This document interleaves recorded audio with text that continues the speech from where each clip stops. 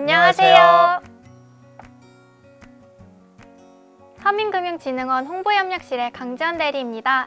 오늘은 몰라서 못 쓰는 서민금융이 아닙니다. 오늘은 몰라서 못 쓰는 가명정보 활용입니다.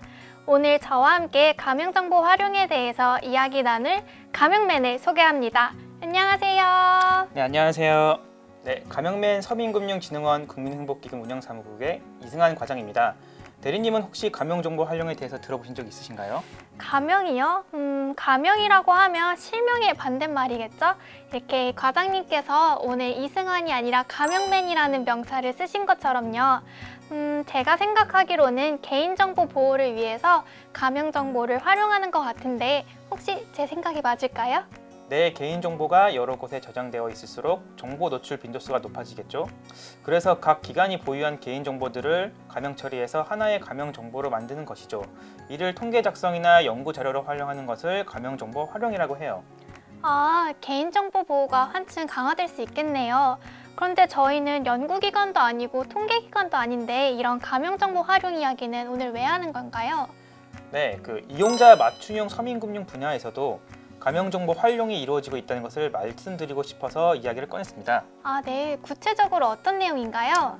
네, 21년 7월 7일에 법정 최고금리가 연 24%에서 20%로 인하되었어요.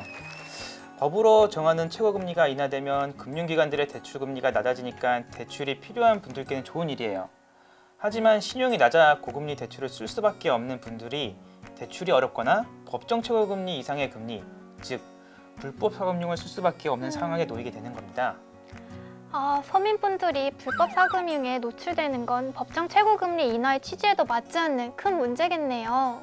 이렇게 고금리 대출이 불가피하거나 금융 사각지대에 놓여 있는 분들을 포용하기 위해 정책 서민 금융 상품으로 21년 7월 7일 햇살론 15와 안전망 대출 2가 출시되었습니다. 햇살론 17의 금리를 7.9%에서 15.9%로 인하하여 개편 출시한 것입니다.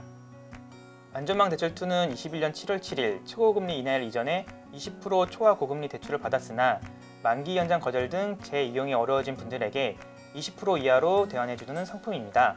이것과 저희 가명정보 활용은 어떤 관계가 있는 건가요? 네, 정책 서민금융 상품은 자금이 꼭 필요한 분들에게 원활하게 공급할 수 있도록 정교한 설계가 필요합니다. 모든 분들에게 혜택을 드리면 가장 바람직하겠지만 재원이 한정되어 있으니 더욱 정교한 접근이 필요합니다. 특히 제도권 금융이 어려운 최저신용자분들에게 대한 맞춤형 금리 적정선을 설정해야 했습니다. 그리고 구축 효과 등 민간 금융시장에 부정적 영향을 미치지 않도록 고려를 해야 했습니다. 아, 설명만 들어도 어렵고 복잡한 것 같습니다. 쉽게 이야기하자면 한마디로 정밀한 정책 서민금융 상품 설계를 위해 가명정보를 활용했다는 것이죠? 맞습니다. 먼저 정책 서민금융 상품 주요 대상자인 저신용자가 주로 이용하는 고금리 여권 신용대출 시장 현황을 파악하고 분석을 할 필요가 있었습니다. 그러기 위해서는 금리, 소득, DSR, 연체 여부 등 대출 정보와 신용평점 및 하위 누적 구성비 등 신용평점 정보가 필요하였습니다. 그런데 대출 정보는 한국신용정보원이, 신용평점 정보는 나이스, KCB 등 민간 신용평가회사에서 관리하고 있어 각 기관이 보유하고 있는 정보를 결합해야 하는 것이지요.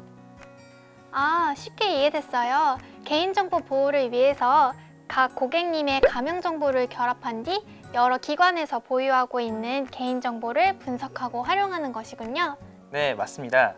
그래서 저희 국민행복기금에서는 한국신용정보원이 관리하고 있는 대부업 등 고금리 여건 대출 정보와 나이스, KCB가 관리하는 고금리 여건 신용평점 정보를 결합해서 고금리 여건 신용대출 이용자 현황을 분석하였습니다. 이를 기반으로 적정금리 구간을 1% 단위로 정밀하게 추정하였습니다. 햇살론 15의 금리는 햇살론 17의 17.9%에서 2%포인트 인하한 15.9%로 설정하였고 안전망 대출 2의 금리 구간은 17에서 19%로 설정하는 한편 공급계획은 22년까지 3천억 원을 수립할 수 있었습니다. 아, 네. 과장님 말씀을 들으니까 이용자에게 딱 맞는 서민금융 공급을 위한 상품 설계가 이렇게 정교한 과정을 거치는지 저 또한 처음 알았어요. 더 많은 분들이 이 부분을 알아주시면 좋을 것 같습니다. 네, 그렇습니다.